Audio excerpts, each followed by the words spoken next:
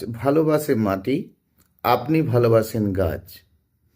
তো আমরা যখন গাছকে বেশি ভালোবেসে ফেলি, তো সেই যে আমাদের গাছের ভালোবাসা ঠিক কেমন কেমন সকল কিছু বিষয় তুলে ধরব। আর কোটি কোটি ধরনের গাছ রয়েছে, আর সকল কোটিকে নিয়ে কি আপনি করবেন গাছ? তাহলে আপনাকে জানতে হবে যে আপনি কোন ধরনের মাটি নেবেন, আর সব ধরনের গাছের জন্য কি আপনি সব ধরনের মাটি খোঁজ করবেন। তাহলে এই সকল বিষয়গুলোকে আমরা যদি খুব সহজভাবে জেনে নিতে পারি, প্রতিটি গাছই কিন্তু আমরা ভরে তুলতে পারবো। প্রতিটি গাছে ফুলে ফুলে ভরে তুলতে পারবো, প্রতিটি গাছে ফলে ফলে ভরে তুলতে পারবো। দেখুন, আমরা যে সমস্ত কাজগুলো করছি সেগুলো কিন্তু ভুল নয়, শুধু একটু ঘুরিয়ে ফিরিয়ে দেখা, আর সেগুলো জানতে পারলে কিন্তু সুন্দর হবে আপনার গাছ। পুষ্পশ্রী নার্সারি, কোলাঘাট। আমি কমল। বন্ধুরা, ভীষণ ভালো থাকবেন আপনারা। দেখুন, আপনি যে গাছ ভালোবাসেন এটা হচ্ছে মূল কথা। আপনি গাছকে ভালোবেসে কিন্তু আপনি সারাটা সময় কাটিয়ে ফেলেন। আর সেই সময়ের সঙ্গে সঙ্গে আমার কথার সঙ্গে একটু একটু করে মিলিয়ে দেখবেন, অনেকটা মিল অবশ্যই খুঁজে পাবেন। যে কোনো ফলের গাছকে যখন আপনি খুব সুন্দর করে গড়ে তুলতে চাইবেন, যদি আপনি এঁটেল মাটির মধ্যে করেন, তাহলে আপনার খুব সুন্দর গাছ হবে, ফুল কিন্তু ভালো হবে না, মানে ফল কিন্তু ভালো আসবে না। তার মানে শুধুই যদি আপনি এঁটেলযুক্ত মাটির মধ্যে গাছ করেন, তাহলে গাছ কিন্তু আপনার খুব সুন্দর হবে। দেখুন, পশ্চিমবঙ্গের বেশ কিছু জায়গাতে আপনি দেখেছেন মাটির মধ্যে বড় সড়ো আম গাছ রয়েছে, বড় বড় বিভিন্ন ধরনের ফ্রুটসের গাছ রয়েছে, তাতে সেভাবে কিন্তু ফল নেই। তো সেই জন্য আমরা কোন মাটি গাছকে যদি দিতে পারি, বা সেই মাটিটা যদি আমরা তৈরি করে নিতে পারি, তাহলে তো আমাদের গাছে ফল হবে। আর আমরা অনেকেই বারোমাসি ফুলের গাছ করছি, হাজার হাজার রকম ভ্যারাইটি করছি। তো দেখুন, আমি এই কয়েকটি বিষয় তুলে ধরবো যা আমার বন্ধুদের কাজে লাগে। তো বারোমাসি ফুলের গাছ যখন হাজার হাজার রকম ভ্যারাইটি রয়েছে, তাহলে এত ধরনের ফুলের জন্য আপনি কি এত ধরনের মাটি খুঁজবেন? তো চলুন প্রথমত কোন বিষয়টা নিয়ে তুলে ধরবো। তাহলে অনেক ধরনের আমরা ইনডোর প্ল্যান্টের গাছ করছি, অনেক ধরনের আউটডোর প্ল্যান্ট করছি। আর এরা কোন কোন মাটি বেশি বেশি ভালোবাসে? তাহলে এরা কি অন্য কোনো মাটিতে হবে না? কেন হবে না? গাছ শৌখিন হবে, তার সঠিকতা কিন্তু গাছ সঠিকটা খুঁজে পাবে না।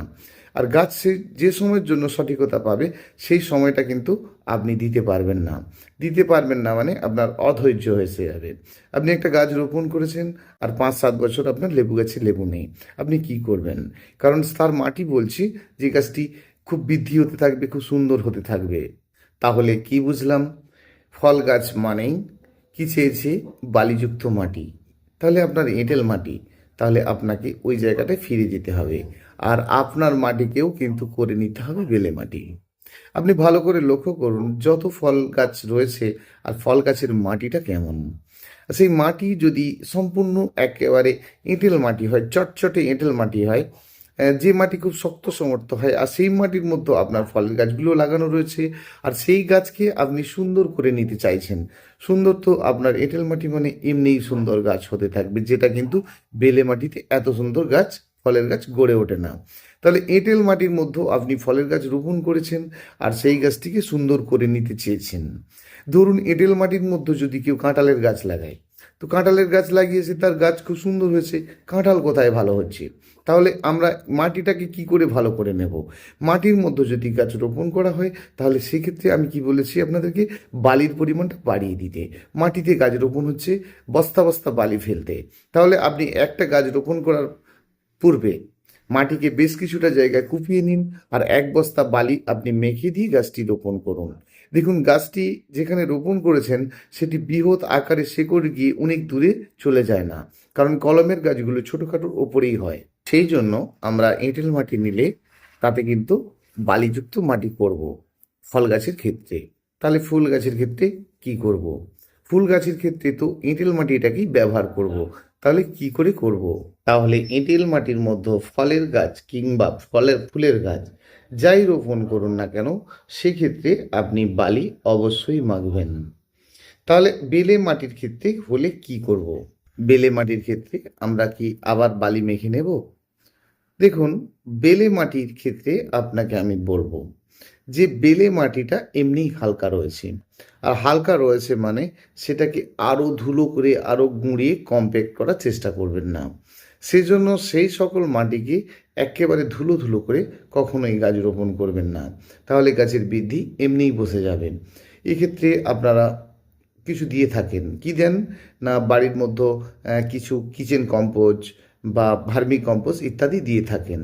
দেখুন, এখানটা দেওয়াটা কোনো রকম সমস্যা নয়, কিন্তু সমস্যা এটা যে ওই সময়টা যেটা আপনি দিচ্ছেন সেই সময়ের সঙ্গে সঙ্গে সেগুলো ফেলে দেওয়া। এগুলো আমার ভিডিওতে আপনারা পেয়েছেন যে আমি যদি ভার্মি কম্পোস্ট দিই বা কোনো কিচেন কম্পোস্ট দিই, তার একটা নির্দিষ্ট সময় আছে।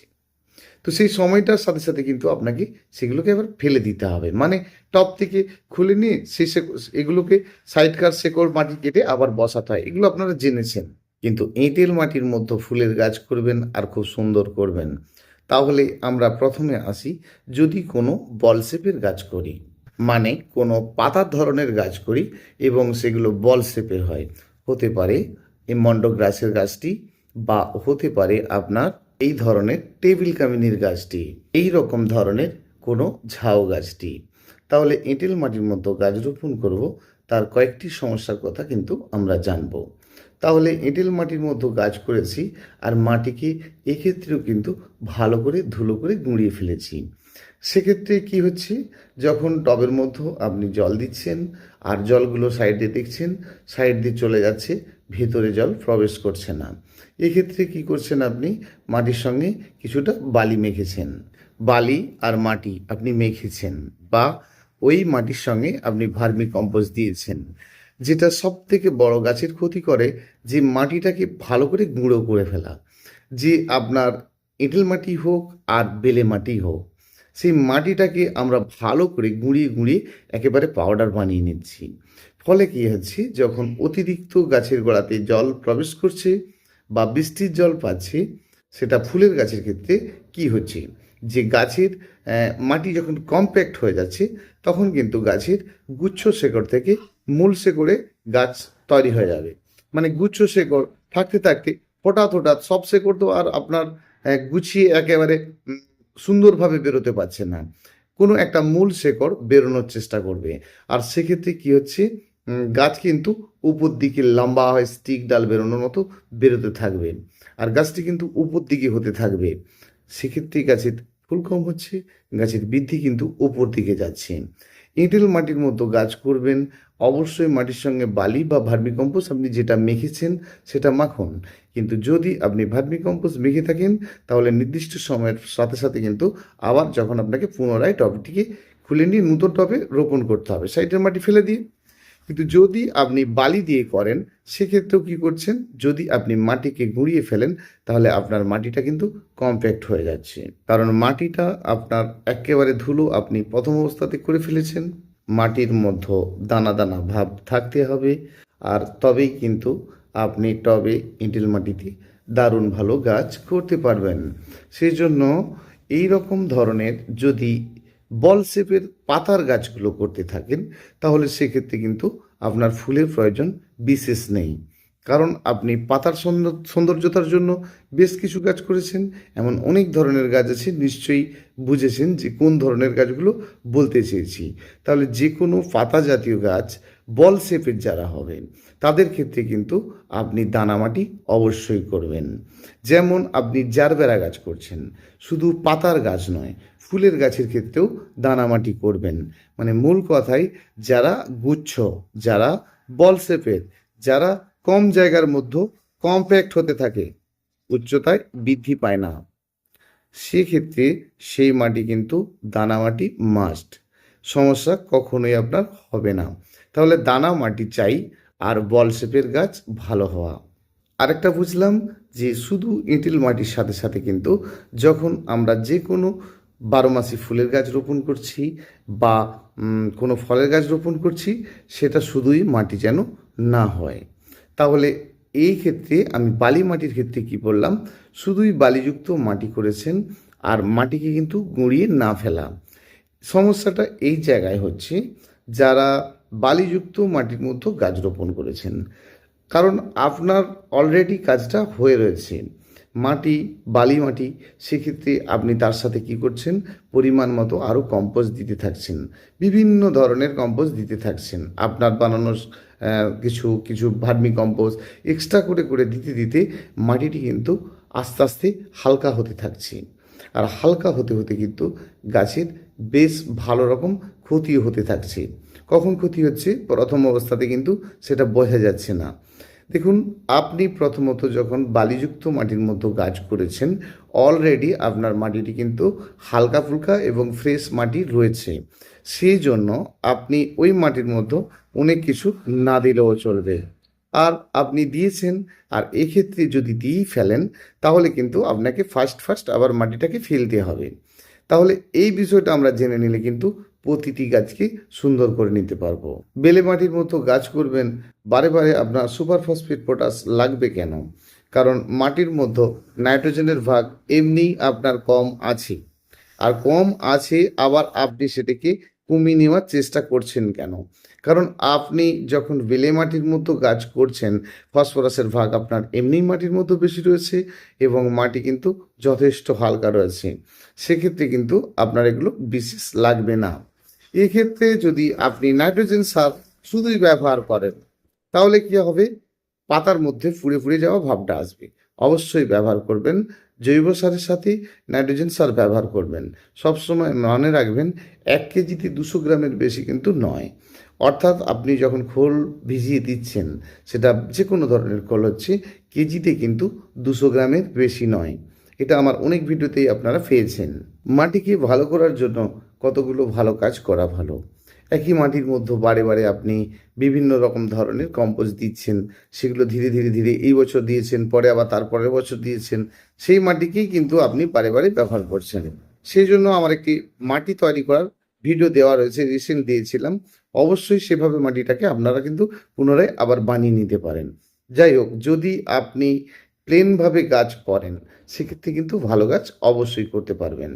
কারণ যদি আপনি এঁটেল মাটির মধ্যেই গাছ করেন, তবে দানা ভাবটা একটু বেশি রাখবেন, তাতে কিন্তু আপনার গাছের ক্ষেত্রে বেশ ভালো।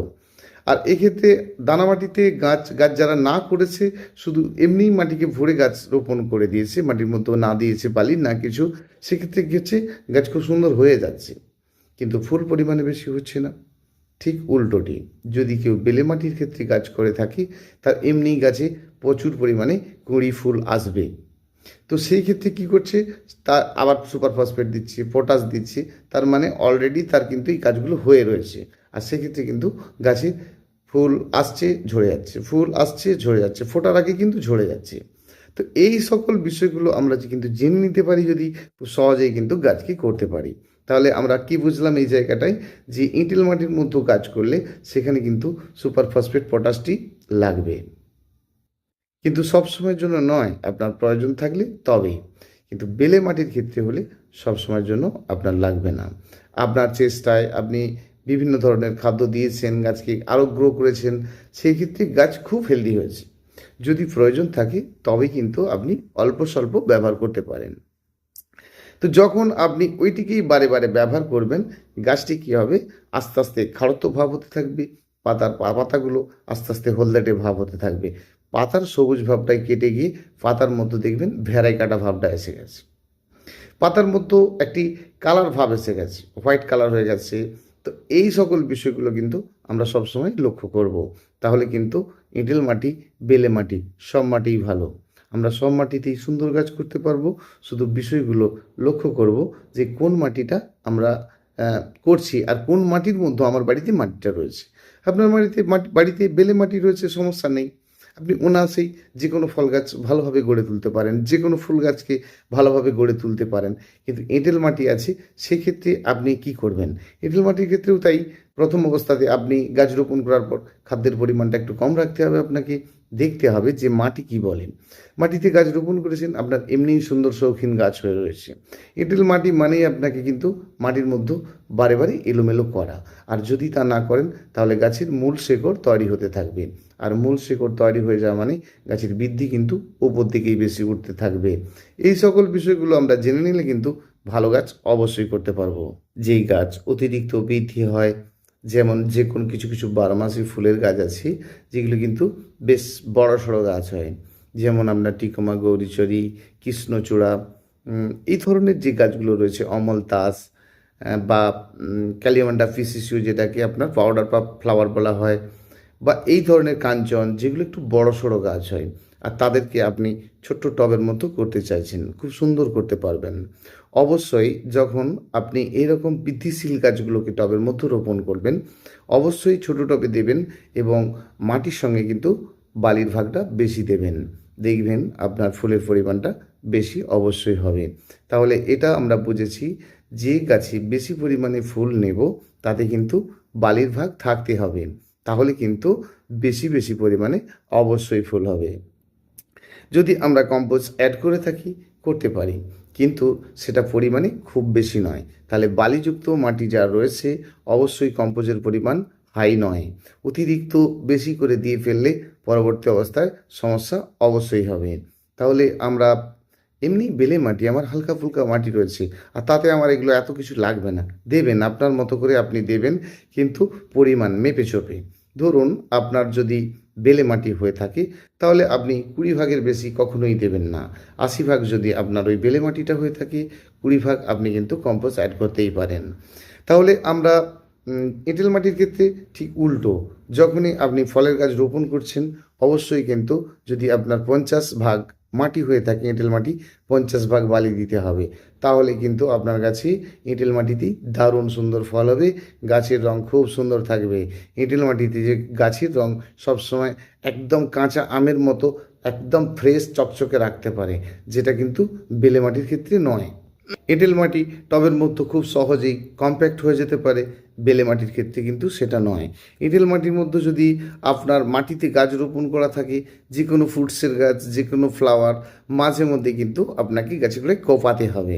মাটির ক্ষেত্রে, টবের ক্ষেত্রেও কিন্তু তাই, বারে বারে কিন্তু আপনাকে মাটিকে এলোমেলো করতে হবে। দেখুন, একটা কাজ করার পরে তার মানেটা বুঝবেন। যখন আপনি একটা গাছের ডাল কেটেছেন, তার কয়েকটি ডাল বেরোনোর সুযোগ দেবেন। এই আপনি ডাল কেটে দিলেন, তারপরের দিনেই খাদ্য দিলেন, একদম ভুল চিন্তাধারা হলো। তাহলে আপনি ডাল কাটলেন, তারপরেরটা দেখবেন যে ডালটা বেরোলো কি না। তাহলে ডালটা বেরোলো, এইবারে আপনি খাদ্য দিলেন। ধরুন আপনার গাছে প্রচুর পরিমাণে ফুল হয়েছে, ফুল শেষ, তবেই তো আপনি কাটলেন। ধরুন আপনার সামনেই গাছে ফুল হওয়ার একটা ডেট রয়েছে, মানে ধরুন আপনি কিছু ফুল আছে যেগুলো বসন্তকালে হয়, আর কিছু ফুল আছে যেগুলো শীতের সময় বেশি হয়। এগুলো নিশ্চয়ই আপনারা জানেন যে কোন কোন ফুলগুলো কোন কোন সময় হয়। আপনার বাড়ির গাছ রয়েছে মানে এই সময়টা কিন্তু আপনি মোটামুটি জানেন। তাহলে যখন আপনি জানবেন যে আমার ফুলগুলো সামনেই কয়েকটা দিন পরে ভরে উঠবে, তাহলে সেই সময়টা আপনার কাটার দরকার নেই, ফুলটা হয়ে যাক, তারপরে কিন্তু আপনি কাটবেন। সবসময় যখন আপনাদেরকে এইটা বারে বারে আমি বলেছি যে তরল খাদ্য আপনার মাটির মধ্যে আপনি দেবেন, সেক্ষেত্রে সবসময় এইটা খেয়াল করবেন যে তরল খাদ্য দেওয়া মানে কিন্তু ড্রাই থাকতে হবে। মাটি যখন আপনার মাটিটা যখন ভেজা ভেজা ভাব থাকবে, আর সেখানে আবার আপনি একটা তরল ভেজা জিনিসটাকেই তো দিচ্ছেন, না কি দিচ্ছেন, তাহলে ওই তরল খাদ্যটা কিন্তু ক্ষতিই করবে। সেই জন্য আপনি গাছের গোড়াতে যখন তরল খাদ্য কিছু বানিয়ে দিতে চেয়েছেন আর সুন্দর করে গাছকে গড়ে তুলতে চেয়েছেন, সেক্ষেত্রে কিন্তু ফার্স্ট টাইম কাজ হবে মাটিকে এলোমেলো করা।